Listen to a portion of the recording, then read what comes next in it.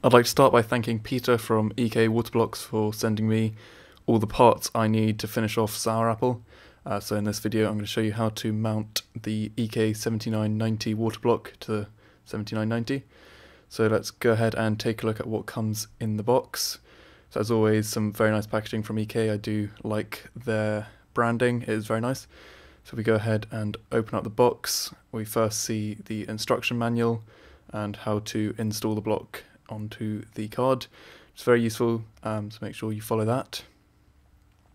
Next up we have all the accessories you're going to need, so screws, washers, Allen keys, stoppers, all of that lot. I actually found there was more than I needed, and also some thermal tape there and some thermal compound for the GPU dies. And then we've got some nice foam protecting the water block itself, and if we take that out then we can see just how big it is, because the 7990 is a very big card. It's got two GPUs on it, which explains its length. And this is the Plexi and Nickel version. They also do several others, including copper and acetal. So the first things first, you're going to want to remove the two screws on the back. This is with all reference 7990s. And then also the 16 screws on the back of the card, which are holding the back plate and the GPUs on, or rather the reinforcement brackets for the GPUs. So firstly, unscrew the ones which are holding on the back plate, and you're going to want to store these somewhere where you can find them. So I used the lid of my screwdriver box, and then you'll see why later on in this video. And then secondly, you're going to want to do the four holding the bracket for each GPU in. I found that my smallest Phillips head screwdriver was still too big for these, so I had to use a flathead screwdriver. So that's something you might need to consider.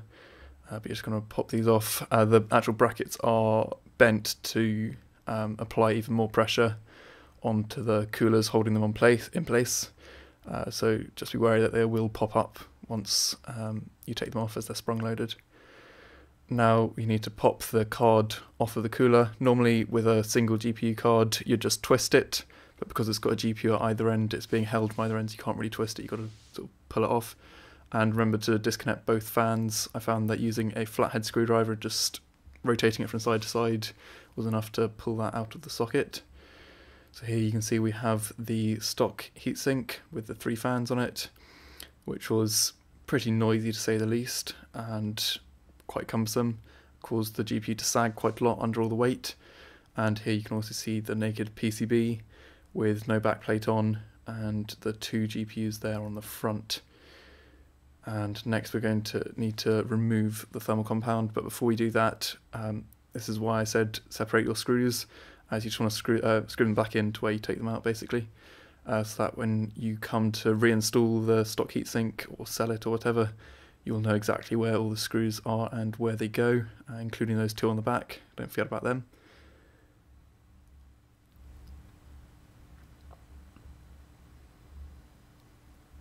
And also re-screw those brackets back on, as you don't actually need them for the water block. EK provides its own mounting system for that. These are a little more tricky to get on due to the springs, but it's not too bad. You don't need to screw all these fully in, just as long as they're not going to fall out again. And then I'd recommend putting the heatsink back in the original GPU box if you have it. So to remove the thermal compound, we're going to want to use some isopropyl alcohol, preferably 80% or more. And firstly I'm just using some blue paper to wipe it off and get rid of the majority of the thermal compound, and then I'll go around with a cotton bud just to get rid of the worst of it at the end there, and it should leave you with a nice shiny GPU heat spreader.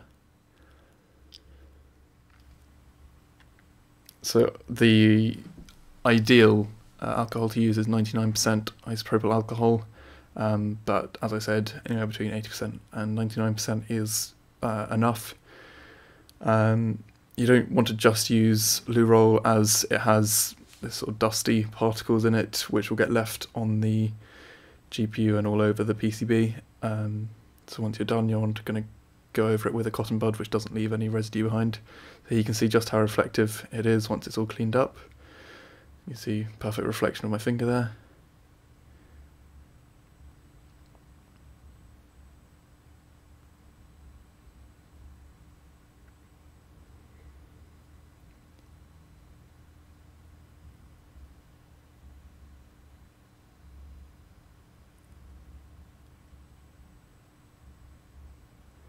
So next we need to cut the thermal pads to go over the memory and other smaller chips on the graphics card which require heat transfer. So you need to remember to cut off both sides of the film, or not cut off, remove both sides of the film before applying it.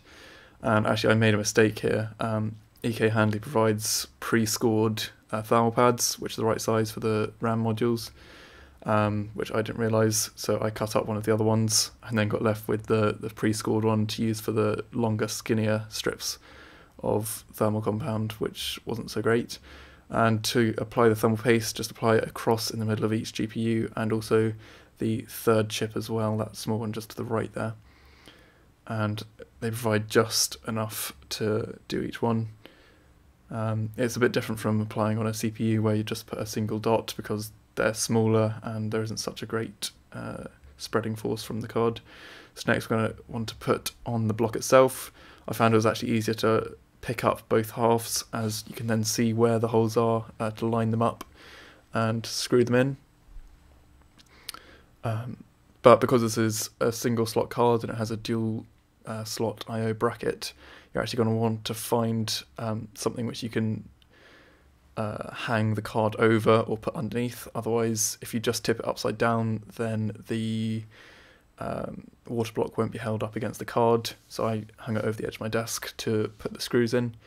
And you're going to want to do the 4 holding the block to each GPU first, and then go around and do the others on the back plate. I found that I actually had one left over at the end of this, so I'm not quite sure where that one was supposed to go, but whatever. You need 6 of the shorter countersunk ones and 2 of the longer ones, which just go through those 2 holes in the corner there where there's actually no water block on the other side, and they just screw into some nuts. And then you need 8 of the Phillips head screws to hold each GPU in, so 4 for each.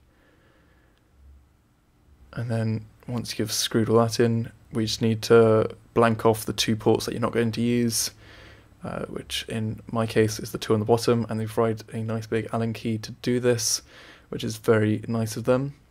It's quite an expensive tool, but then again you are paying €130 for the water block. So once you've done those 2, that is pretty much the installation complete, and then you just need to install it into your case and plumb it in.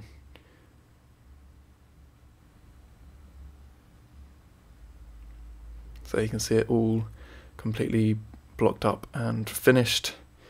I just need some fluid going through it now. So thanks for watching. Don't forget to like, comment and subscribe, and stay tuned for the rest of the Sour Apple build. And thank you once again to EK for sending me these parts.